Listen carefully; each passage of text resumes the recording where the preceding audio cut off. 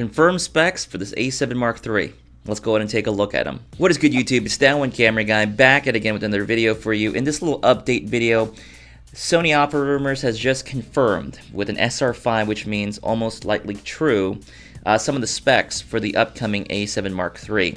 Well, the funny thing is I'm actually more excited about the lens lineup that's coming up because I'm very excited about the 400mm lens that they're probably going to produce. But let's go ahead and take a look at the situation right now. So jumping in here into SonyalphaRumours, we get specs that are confirmed that it's going to have the A9 joystick.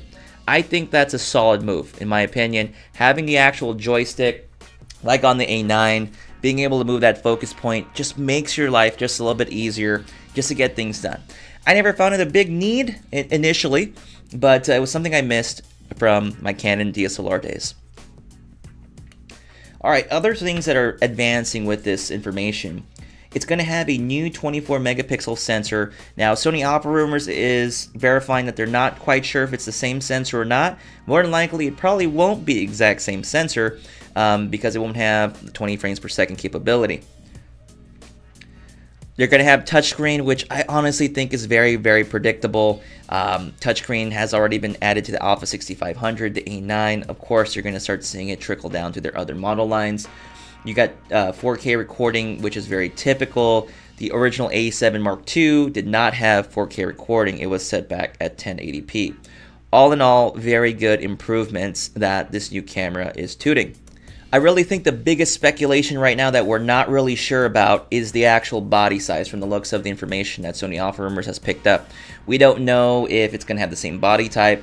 It looks like it might have, if you look at this, it might have, the guess that SonyalphaRumours has is that they think it's going to have the bigger battery. If it does have the bigger battery, it's going to have the bigger body, thus giving it the potential to have the 2 memory card door slots. And something I think we talked about in our live stream the other day is that why not just make the bodies all the same so that production would be a lot easier. You basically manufacture the same body, just change the internals a little bit, but have the same casing and shell. That would make things much easier and simple, but the reality is, I don't know if Sony wants to try and segment their A9 above their A7 in some way, so they're going to define it with a bigger body and dual memory card slots. Let me know in the comments below what it is that you want to see. Do you need the dual card slots? Is that a deal breaker for you? And also, what's the price range for the A7 Mark III that's going to get you to buy this camera? Now, also, in addition to that, what about the frames per second? What's good enough for you? I think something with just even 8 frames per second would be great. 24 megapixels, the same autofocusing system as the A9. If the information that SonyalphaRumours is giving with the A9 autofocusing system, the A7 III is going to be a killer camera. I can almost guarantee that if it has the same autofocusing system. Honestly, I feel like it would steal the thunder out of the A9. But that's the reason why I don't think it's going to have the dual card slots. I feel like Sony's going to pressure you to have to jump to the A9 series just because they don't want you to get all the little bits of advantages that the A7 III might provide you. So that's the sad thing. I really hope Sony doesn't do that. I hope Sony gives the people the dual card slots, the bigger battery, and keep everybody happy, and make the A7 line a more professional line of cameras that people can use in a serious environment.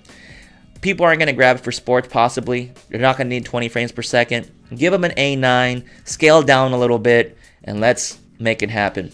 One thing I wanted to add was the fact that SonyalphaRumours actually mentions that they are planning to announce a 135 FE and a 400mm this summer. That's insane. There's been so many more lenses that have been announced, the G Master series.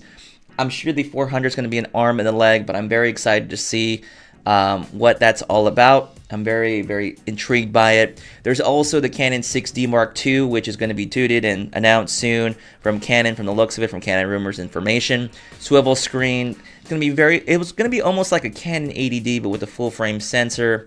And I think that's going to be a really intriguing camera for the Canon camp. And I think Sony's goal, and I mentioned this in our live show, is to position these two cameras at the same time. So when the Canon gets announced, Sony's going to bring out their A7 III, and their goal is just to really hammer the Canon folks and say, look, here's the tech that's inside the Sony camera. and then here's the Canon stuff. So I'm wondering if Canon's really going to drop down and really do some amazing stuff in their next upcoming camera, but Canon tends to be a little bit more conservative with the technology they put in their cameras, so we'll see what happens. Curious to know what you think about that comparison as well. Let me know what you think in the comments section below. If you enjoyed the video, give it a like. If you didn't, give it a dislike. If you want to watch any more videos, just check the screen around me. And with that said, I'm your host, that one camera guy, and I'll catch you on the next video. Bye.